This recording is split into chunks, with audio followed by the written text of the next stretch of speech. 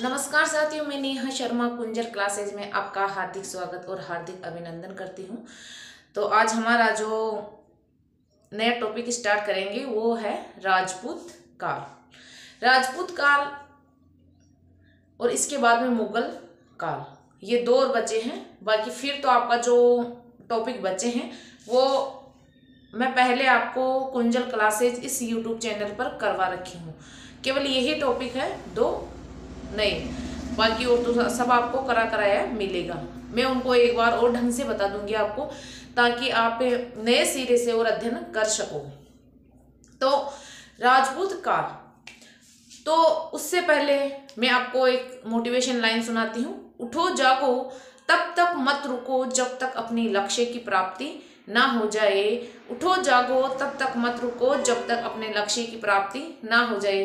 क्योंकि हर विद्यार्थी को जगाना जरूरी है, क्योंकि जगाए बिना उसकी निद्रा का त्याग नहीं हो सकता। क्योंकि एक गुरु के द्वारा कहे गए वचनों का एक विद्यार्थी पर काफी प्रभाव पड़ता है। तो आज हम राजपूत काल देखेंगे। तो यहाँ पे देखो, आपको थोड़ा ये लाइट का फोकस पड़ रहा है यहाँ पे, है ना। तो मैं बोल के बता रही हूँ, वो आपको लिख लेना है कि राजपूत काल की उपमा है राज्य के अंदर राज्यों का शासन। राज्य के अंदर राज्यों का शासन, यहाँ पे लाइट का फोकस पड़ रहा है। तो अभी राजपूत काल की उपमा राज्य के अंदर राज्यों का काल, ये लिखा हुआ है यहाँ पर। और ये बात डॉक्टर ईश्वरी प्रसाद ने ये उपमा दी थी राजपूत काल को, कि राज्य के अंदर राज्यों का काल है राजपूत काल। और इसका समय 400 ईस्वी से 1000 ईस्वी तक इसका समय माना जाता है। अब इसका जो राजनीति का मुख्य केंद्र रहा था वो रहा था आपका कन्नौज। क्या रहा था? कन्नौज। ये राजनीति का मुख्य केंद्र रहा था।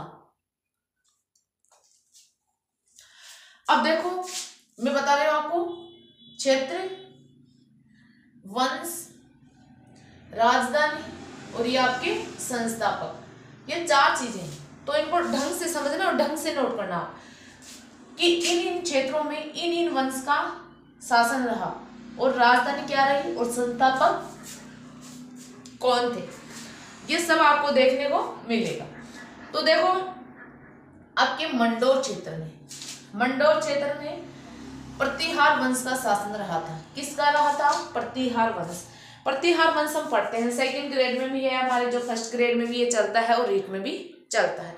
तो प्रतिहार वंश ये मंडोर वाले क्षेत्र में रहा था। फिर है आपके, अब इसकी राजधानी क्या थी? इसकी राजधानी थी मंडोर।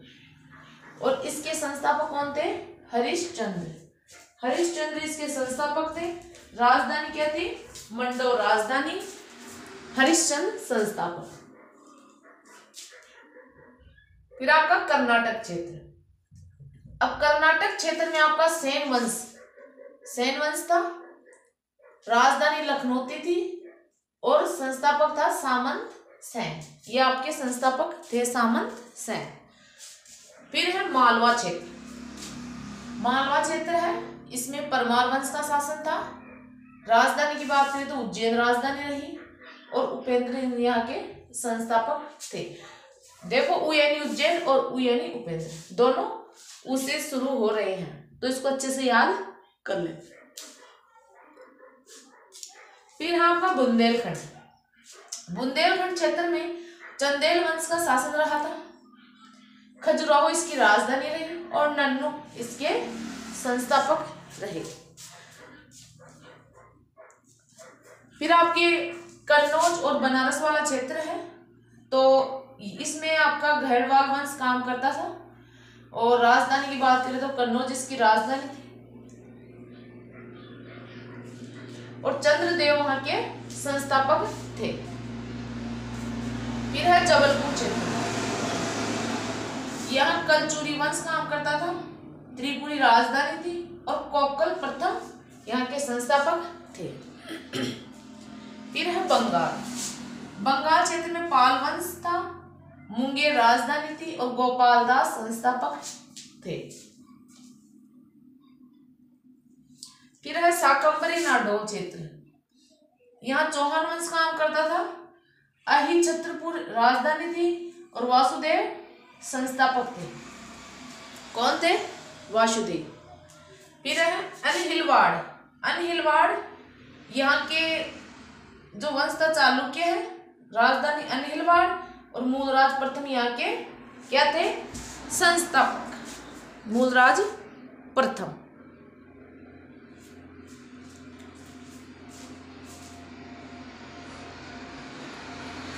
अब राजपूतों की उत्पत्ति से संबंधित विभिन्न मत आते हैं। सब अलग अलग विद्वानों ने अलग अलग मत दिए हैं।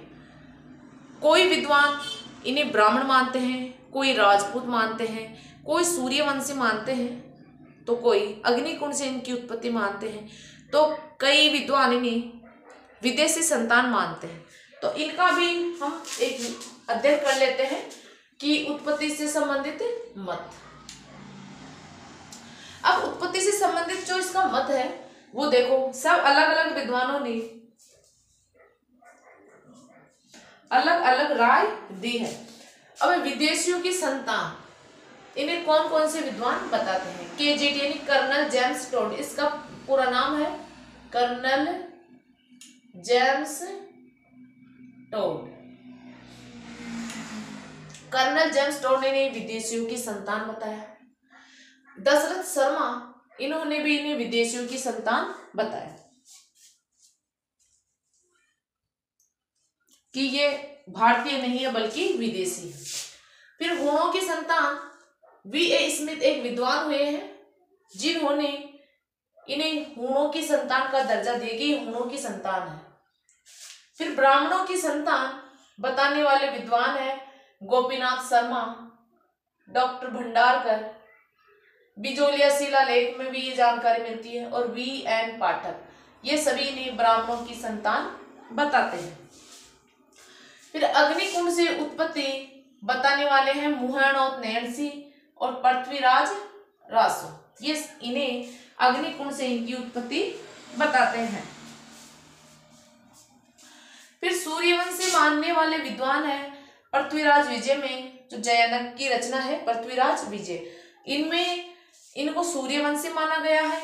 दशरथ शर्मा ये भी इनको सूर्यवंशी भी मानते हैं और विदेशियों की संतान भी मानते हैं। एक हमीर महाकाव्य, हमीर महाकाव्य में भी जो नयनचंद्र सूर्य का है तो उसमें भी इन्हें सूर्यवंशी बताया गया है। फिर है वैदिक आर्यों की संतान C.V. वैद्य मनुस्मृति में और G.H. ओझा, इन सभी रचनाओं में इनको वैदिक आर्यों की संतान बताया गया है। तो यहाँ तक आपको अच्छे से समझ में आ गया होगा। अगर नहीं समझ में आए तो मुझे कमेंट करके जरूर बताना, कोई दिक्कत हो समझने में, और आप इसका स्क्रीनशॉट ले लीजिए।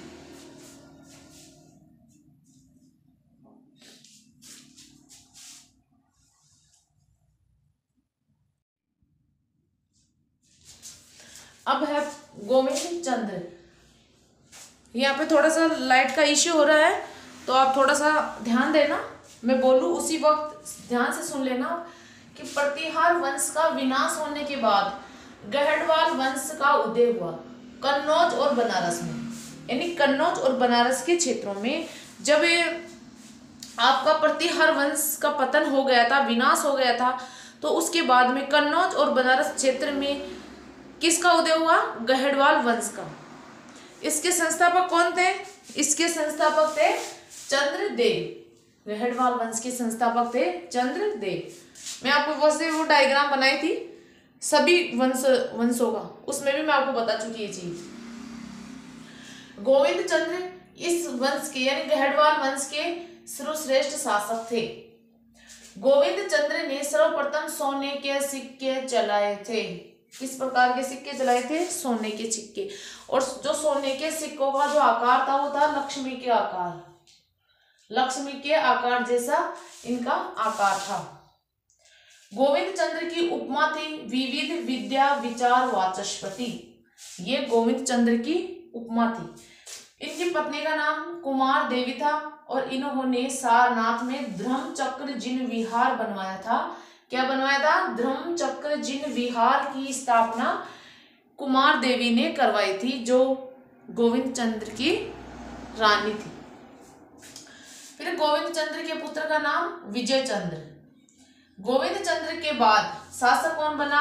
विजय चंद्र। शासक बना विजय चंद्र। फिर विजय चंद्र ने जौनपुर में विजय चंद्र ने अटाला देवी मंदिर का निर्माण करवाया। किसका निर्माण करवाया? अटाला देवी मंदिर का निर्माण करवाया। और जो विजय चंद्र की उपाधि थी वो थी विजयपाल या मलदेव। क्या थी? विजयपाल या मलदेव। ये विजय चंद्र की उपाधि थी। फिर है जयचंद्र गहड़वाल। ये आप जब पृथ्वीराज चौहान पढ़ते हो, चौहान वंश, तो पृथ्वीराज चौहान पढ़ते हो तो जयचंद्र गहड़वाल को जरूर पढ़ते होंगे, क्योंकि जयचंद्र गहड़वाल की पुत्री थी संयोगिता और पृथ्वीराज चौहान, दोनों के बीच प्रेम प्रसंग चल रहा था। जयचंद्र अपनी बेटी की शादी इनसे नहीं करना चाहते थे और इनकी बेटी पृथ्वीराज चौहान से करना चाहती थी। इसी बात को लेकर दोनों में मतभेद था। दोनों में फिर 1194 में एक युद्ध हुआ था, चंदावर का युद्ध, जिसमें जयचंद्र गहड़वाल हार गए थे। सॉरी,